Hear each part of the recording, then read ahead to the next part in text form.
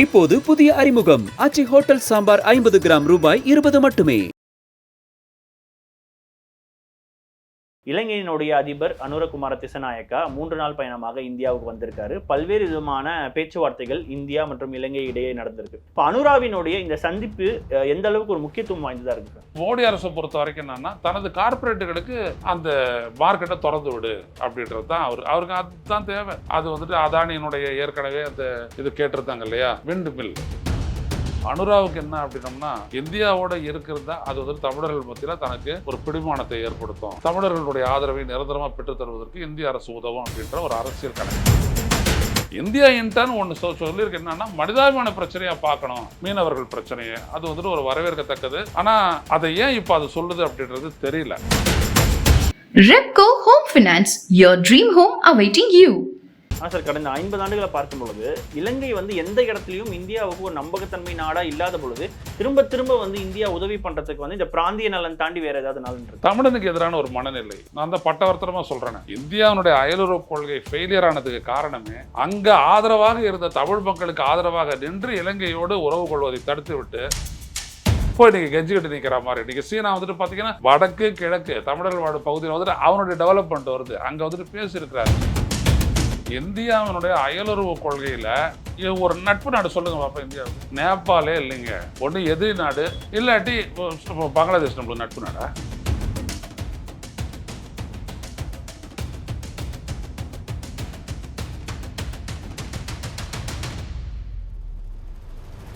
மின்னம்பலம் நேயர்களுக்கு வணக்கம். நான் விஷால் பொலிவர். இன்றைய சிறப்பு விருந்தினர் மூத்த பத்திரிகையாளர் ஐயநாதன் அவர்கள். வணக்கம் சார்.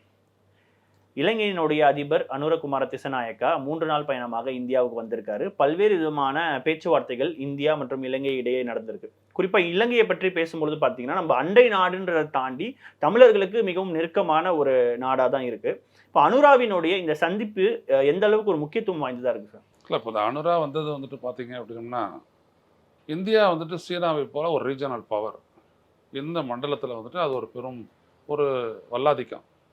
இந்த வல்லாதிக்கத்தினுடைய துணை தனக்கு தேவை. அதுவும் பொருளாதார சிக்கல் மிகுந்த ஒரு சூழலில் வந்துட்டு இந்தியா பல்வேறுபட்ட உதவிகள் எல்லாம் செஞ்சுருக்கு. அந்த உதவிகளுக்கெல்லாம் நன்றி தெரிவிச்சுட்டு இன்னும் பல்வேறுபட்ட உதவிகள் தொடரணும். ஏன்னா அங்கே இன்ஃப்ராஸ்ட்ரக்சர் போடணும் அப்படின்னோம்னா சீனா ஒன்றுத்துக்கும் எழுதி கையெழுத்து வாங்கிட்டு தான் கொடுக்குறான். இந்தியா மட்டும்தான் என்ன பண்ணுது, இந்திய ஒன்றிய அரசு அது பண்ணி கொடுக்குது. இல்லாட்டி வந்துட்டு என்ன செய்கிறாங்க அப்படின்னோம்னா, ஒரு விதமான ஒரு நீண்ட கால கடனை வந்து கொடுக்குறாங்க. லாங் டேர்ம் கிரெடிட் மாதிரி கொடுத்து நீ வந்துட்டு கட்டிக்க மெதுவாக கூடு அப்படின்ற மாதிரி வந்துட்டு பண்ணுறாங்க. சிலதெல்லாம் பண்ணியே கொடுத்துட்றாங்க. அதனால் இந்தியாவுடைய துணை அவங்களுக்கு தேவை. அது மட்டும் இல்லாத உணவுப் பொருள் உள்ளிட்ட அந்த நேரத்தில் கிரைசிஸ் டைமில் வந்துட்டு பார்த்திங்கன்னா, பெட்ரோல் டீசலுக்கு வந்துட்டு பெரிய கிரைசிஸ் ஏற்பட்ட போது இந்தியா தான் நிறைய சப்ளை பண்ணிச்சு. இங்கே நம்ம 110 ரூபாய்க்கு பெட்ரோல் போடும்போது அங்கே 65 ரூபாய்க்கு இந்திய ரூபாயின் கணக்குப்படி 65 ரூபாய்க்கு இங்கே பெட்ரோல் கிடச்சிது. அந்த அளவுக்கு இந்தியா சப்ளை பண்ணிச்சு. இங்கே இருக்கிற தமிழக அரசு கூட பார்த்திங்க அப்படின்னா பால் பவுடரு, மருத்துவம், மருந்து பொருட்கள் எல்லாத்தையும் வந்துட்டு கொடுத்து அனுப்பிச்சிது.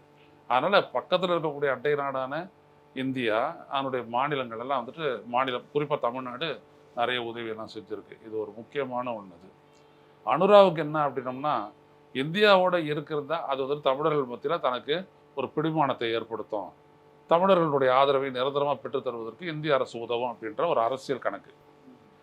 இந்தியா இன்டர்ன் என்ன அதுக்காக அவர் என்ன சொல்கிறாருன்னா, இந்தியாவுக்கு நன்றி தெரிவித்ததோடு இல்லாமல் இந்தியாவுடைய இன்ட்ரெஸ்ட்டுக்கு எதிராக எதையும் நான் செய்ய மாட்டேன் அப்படின்னு அவர் சொல்கிறார்.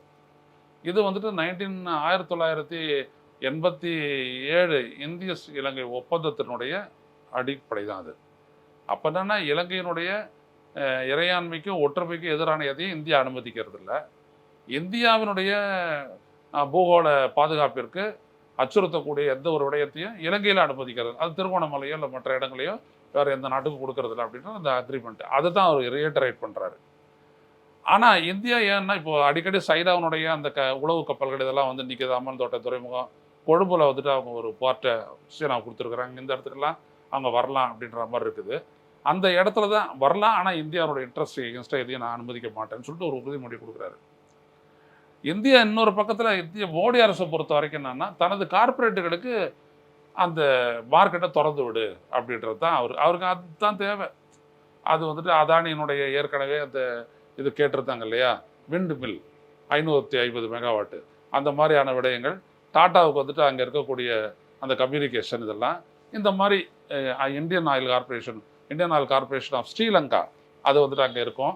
இதெல்லாம் வந்துட்டு என்னென்னா அவங்களுடைய அந்த பொருளாதார ரீதியாக அந்த நாட்டை கட்டுப்படுத்தக்கூடிய முக்கிய இதெல்லாம் வந்துட்டு இவங்க வச்சுக்கிடுவாங்க, இந்தியா கையில் பிடிச்சிக்குவோம். ஸோ இது ஒரு முக்கியமான ஒன்று. இந்தியா இன்டர்ன் ஒன்று சொல்லியிருக்கு என்னன்னா, மனிதாபிமான பிரச்சனையாக பார்க்கணும் மீனவர்கள் பிரச்சனையை. அது வந்துட்டு ஒரு வரவேற்கத்தக்கது. ஆனால் அதை ஏன் இப்போ அது சொல்லுது அப்படின்றது தெரியல. அதை பற்றி நம்மளுக்கு ஒரு விழிப்புணர்வு வேணும். இத்தனை ஆண்டு காலத்தில் 800க்கும் மேற்பட்ட தமிழ்நாட்டினுடைய மீனவர்கள் சுட்டுக் கொல்லப்பட்ட போதெல்லாம் ஒரு கண்டனம் கூட தெரிவிக்காத இந்தியா, ஒப்புகிறாச்சும் மேம்போக்காக நடந்துக்கிட்ட இந்தியா, இவ்வளோ காலமாக போட்டெல்லாம் எடுத்துகிட்டு போயிட்டு வச்சுக்கிட்டு இவ்வளோ அராஜகம் பண்ண இந்தியா, இதெல்லாம் இந்த 10 ஆண்டு காலத்தில் கண்டுக்காத மோடி அரசு இப்போ சொல்லுது மனிதாபிமானத்தோடு நடத்துக்கணும் அப்படின்ட்டு. இது எதனால் அப்படின்றத நம்ம பார்க்கணும். அது ரொம்ப முக்கியமான ஒரு விடயம். ஏன்னா அதாவது ஐநாவுடைய பிரகடனம் இருக்கு இல்லைங்களா, அந்த ஐநா பிரகடனத்தின்படி யூஎன் லா ஆன் சி அப்படின்னு சொல்லக்கூடிய அந்த சட்டத்தின்படி மீனவர்களை மனிதாபிமான பார்வையில் தான் நீங்கள் நடத்தணும். அவங்க பிடிச்சி வச்சுருக்கிற மீனை கவரக்கூடாது, கவர்ந்து செல்லக்கூடாது, படகுகளை சீஸ் பண்ணக்கூடாது, அவர்களை துன்புறுத்தக்கூடாது, வலைகளை அறுக்கக்கூடாது. இதெல்லாம் இலங்கை செஞ்சுக்கிட்டே வருது தொடர்ந்து, இந்தியா கண்டுகொள்ளாமலே இருந்தது. ஆனால் இப்போ முதல் முறையாக அது ஒரு மனிதாபிமான பார்வையோடு அதை அணுகணும் அப்படின்னு சொல்லும்போது இது எப்படி நடக்குதுன்றதை நம்ம பார்க்கணும். இது ரொம்ப ஒன்றா பாசிட்டிவ், இருவேறுபட்ட கருத்தில் இது பாசிட்டிவ். ஆனால் என்ன நடக்குதுன்றதை பார்க்கணும். அனுராவை பொறுத்த வரைக்கும் பார்த்தீங்கன்னா, அவர் ஜனதா முக்தி பெரமுனான்னு சொல்லக்கூடிய ஒரு புரட்சி கட்சியினுடைய ஒரு தலைவர் அவர். ஆனால் இந்த தடவை தமிழர்கள் பற்றிலையும் அவருக்கு வந்துட்டு பலத்த ஆதரவு இருந்திருக்குது. ரிலேட்டிவ்லி குட் சப்போர்ட் அது இருந்திருக்குது. அதனால தான் பார்லிமெண்ட் எலெக்ஷனில் இன்னும் அதிகமாக போய் 159 இடங்களை அவங்க பிடிச்சிருக்கிறாங்க. அதனால் அவர் எப்படி தமிழர்களுடைய கோரிக்கைகள், நிலத்தெல்லாம் வந்துட்டு ஆக்கிரமிக்கப்பட்ட நிலங்கள்லாம் எப்படி தரப்போகிறாரு அப்படின்ற ஒரு எதிர்பார்ப்பெல்லாம் இருக்குது. இப்படிப்பட்ட நிலையில் இப்போ வந்துட்டு இந்திய அரசுக்கு அவர் கொடுத்துருக்கக்கூடிய விடயம் அது வந்துட்டு வடகிழக்கு மேம்பாட்டுக்கு எந்த அளவுக்கு அது வந்துட்டு பலன் அளிக்க போகுது அப்படின்றதெல்லாம் நம்ம பொறுத்தணும். இல்லை, குறிப்பாக பார்க்கும்போது அனுரா அவர்கள் வந்து அடிப்படையில் ஒரு கம்யூனிஸ்ட் அப்படின்னு சொல்லுவாங்க போது சீனாவை நம்பாமல் இந்தியாவை நம்புறதுக்கு வேற ஏதாவது காரணங்கள் இருக்கா? இல்லை, ஆட்சிக்கு வந்துட்டோம்னா கம்யூனிஸ்ட் ஆகுது, கேபிட்டலிஸ்ட் ஆகுது இந்த உலகத்தில். இப்போ இலங்கை சீனா வந்துட்டு முதலீடுகளை வரவேற்கு இல்லையா? அங்கே ப்ரைவேட் இன்ஸ்டிடியூஷனா, ப்ரைவேட் நிறுவனங்கள்லாம் இல்லையா? எல்லாம் இருக்குது. அது என்னைக்கும் வந்துட்டு அவங்களுடைய பிரதமராக இருந்த ஒருத்தர் சொன்னார், பூனை கருப்பா வெடுப்பா அப்படின்றது இல்லை, எரிய பிடிக்குதான்றதான் பார்க்கணும்ட்டாங்க. பொருளாதார கொள்கை எதுவாக வேணாலும் இருக்கட்டும், பயல் நடிக்குதா இல்லையா அப்படின்ற அளவுக்கு அவங்க போயிட்டாங்க. ஸோ அந்த அளவுக்கு போயிட்டதுக்கப்புறம் ஒன்றுமே கிடையாது. அதனால் இவர் வந்துட்டு இவர் கம்யூனிஸ்டுகளாக இருந்துட்டு இவர் தான் IMF கிட்டேருந்து வாங்குறாரு கடன், அப்புறம் இந்தியாகிட்டேருந்து கடன் வாங்குறாரு, சீனா கிட்ட பத்திரமே எழுதி கொடுத்தா வாங்குறாங்க. அப்புறம் என்ன இருக்குது இங்கே கம்யூனிஸ்ட்? ஒன்றும் கிடையாது. இப்போ அவர் கேட்டால் பொருளாதாரத்தை சேவ் பண்ணணும், அந்த நாட்டுடைய வருவாயை பெருக்கணும், சம்பளம் கம்பளம்லாம் கொடுக்குறோம், இன்னும் பல்வேறுபட்ட இதை பணவீக்கத்தை கட்டுப்படுத்துகிறோம் அப்படின்னோம்னா அவர் வந்துட்டு இப்போ இருக்கக்கூடிய திறந்த நிலை கொள்கையை அப்படியே கடைபிடிக்க வேண்டியதுதான் பாக்கி, வேறு வழி இல்லை அவருக்கு. ஆனால் இப்போது கடந்த 50 ஆண்டுகளை பார்க்கும்போது ஒரு இண்டிபெண்டன்ட் எக்கானமி கிடையாது அது. ஆனால் சார், கடந்த 50 ஆண்டுகளை பார்க்கும் பொழுது இலங்கை வந்து எந்த இடத்துலையும் இந்தியாவுக்கு ஒரு நம்பகத்தன்மை நாடாக இல்லாத பொழுது திரும்ப திரும்ப வந்து இந்தியா உதவி பண்ணுறதுக்கு வந்து இந்த பிராந்திய நலன் தாண்டி வேறு ஏதாவது நலன் இருக்கு? தமிழனுக்கு எதிரான ஒரு மனநிலை. நான் தான் பட்டவர்த்தனமாக சொல்கிறேனே, இந்தியாவுடைய அயலுறவு கொள்கை ஃபெயிலியர் ஆனதுக்கு காரணமே அங்கே ஆதரவாக இருந்த தமிழ் மக்களுக்கு ஆதரவாக நின்று இலங்கையோடு உறவு கொள்வதை தடுத்து விட்டு தமிழர்களையே அது வந்துட்டு பகடை காயாக பயன்படுத்திக்கிட்டு இலங்கைக்கு உதவி அவனுடைய நட்பை பெற நினைச்ச இடத்துல தான் அவனுடைய டிப்ளமசி, அவனுடைய அயலுறவு கொள்கை எல்லாமே தோத்து போச்சு. இப்போ இன்னைக்கு கெஞ்சிக்கிட்டு நிற்கிற மாதிரி இன்னைக்கு சீனா வந்துட்டு பார்த்தீங்கன்னா வடக்கு கிழக்கு தமிழர்கள் வாழும் பகுதியில் வந்துட்டு அவனுடைய டெவலப்மெண்ட் வருது. அங்கே வந்துட்டு பேசியிருக்கிறாரு, நான் இது வரைக்கும் வந்துட்டு 1.5 பில்லியன் ருபீஸ் நான் இந்த உதவி திட்டங்களை நான் இங்கே அறிவிக்கிறேன்னு சொல்லிட்டு அவர் அங்கேருந்து திருகோணமலை வரைக்கும், யாழ்ப்பாணத்தில் திருகோணமலை வரைக்கும் இலங்கைக்கான சீன தூதர் பேசியிருக்கிறாரு. வீடியோலாம் இருக்குது. அவங்க ரொம்ப முன்னாடி வந்துட்டாங்க. பாயிண்ட் பெட்ரோலெல்லாம் வந்துட்டு இங்கேருந்து எவ்வளோ தூரம் இந்தியா அப்படிலாம் கேட்டுலாம் போயிட்டாங்க. புரிஞ்சுதுங்களா? ஸோ அதனால் இந்தியா வந்துட்டு அந்த இனிஷியேட்டிவ் இழந்ததுக்கு காரணம் தமிழருடைய மதிப்பு இழந்துருச்சு. அது இல்லை, சிங்களவர்களுடைய நம்பிக்கை கூட பெறலையா? என்றைக்குமே அவங்க நம்மளோட நின்னதில்லை. தமிழர்கள் ஆதரவாக நின்னாங்க, சிங்களவர்கள் எதிராக நின்னாங்க. நம்ம தான் ஆதரவாக இருக்கிறவனே அழிக்கிறதுக்கு துணை போனோமே. அப்புறம் என்ன இருக்குதுங்க? அதான் பேட் பாலிசி, விட்டு கொடுத்தாங்க. இன்னும் சொல்லப்போனால் சீனா இலங்கையை ஆக்கிரமிக்கிறதுக்கு தமிழர்களுக்கு எதிரான நிலைப்பாட்டை எடுத்ததன் மூலம் இந்தியா தன்னையே அடைந்து விட்டது. இவ்வளோதான். ஆனால் அதை தாண்டி சார் இப்போ இந்தியா வந்து பங்களாதேஷோட இருந்த அந்த வெளியுறவு அணுகுமுறை வந்து பார்த்தீங்கன்னா சில அதிருப்தி இருந்ததுனால அந்த அரசுக்கும் சரி அந்த மக்களும் சரி நிறைய அதிருப்தி இருந்ததுனால இந்த இலங்கையோட இந்தியாவினோட அணுகுமுறை வந்து சரியா இருக்கா அந்த வெளியுறவுத்துறை அணுகுமுறை? இந்தியாவினுடைய அயலுறவு கொள்கையில ஒரு நட்பு நாடு சொல்லுங்க பாப்பா இந்தியாவுக்கு. நேபாளே இல்லைங்க, ஒன்று எதிரி நாடு இல்லாட்டி பங்களாதேஷ் நம்மளுக்கு நட்பு நாடா? சார் ஒரே நேரத்தில் அமெரிக்காவோட நட்பா இருக்கு, ரஷ்யாவோடையும் வந்து ட்ரேட் பண்ணிட்டு இருக்காங்களா இந்தியா? இல்லை, அவங்க ரெண்டு பேருக்கும் தேவை என்ன அப்படின்னோம்னா இந்தியாவிலேருந்து வரக்கூடிய ரெவென்யூ. இந்தியா வந்துட்டு எவ்வளோ கான்ட்ராக்டை கொடுக்குறாங்க. இப்போ S-400 நம்ம அமெரிக்கா ரஷ்யா கிட்ட தான் வாங்குறோம். அதே மாதிரி ரஷ்யா கூட எல்லா விதமான ட்ரேடெல்லாம் வந்துட்டு முறிச்சுக்கோ அப்படின்னு சொல்லிட்டு அமெரிக்கா சொல்கிறது இந்தியா கேட்கல. அவனுடைய உறவை வச்சுக்கிட்டு ஆனால் அவன் தரக்கூடிய குறைஞ்ச விலையில் கொடுக்கக்கூடிய கச்சா எண்ணெயை தூக்கி ப்ரைவேட்டுக்கிட்ட கொடுத்து அவனும் வந்துட்டு அதை நல்ல சுத்தகரி போட்டு அவன் எக்ஸ்போர்ட் பண்ணுறான், அவன் லாபம் சம்பாதிக்கிறான். இந்தியனுக்கு எதுவும் கிடையாது. அமெரிக்காவை பொறுத்த வரைக்கும் என்ன, எல்லா விதமான இது இப்போ கூட பார்த்தீங்க அப்படின்னோம்னா இந்த ஆளில்லா விமானங்கள்லாம் இருக்குங்களா, ட்ரோன்ஸு, அதெல்லாம் பார்த்தீங்க அப்படின்னோம்னா அமெரிக்கா கிட்டேருந்து வாங்குது இந்தியா. அவ்வளோதான். அவனுக்கு தேவை என்ன, இந்தியா. ரெண்டாவது எவ்வளோ முதலீடுகள் இந்தியாவில் செய்யப்படுது, இந்தியாவுடைய பங்குச்சந்தையில் செய்யப்படுது.